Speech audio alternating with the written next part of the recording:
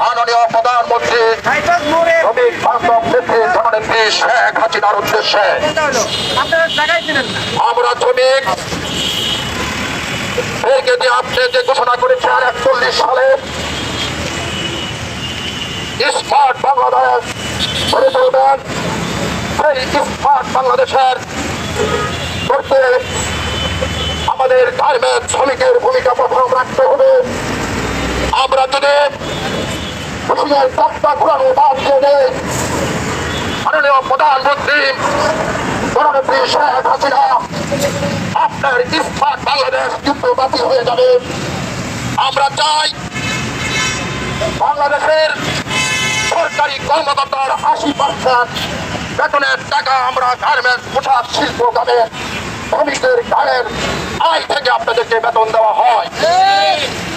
আপনাদেরকে সরকারি কর্মচারী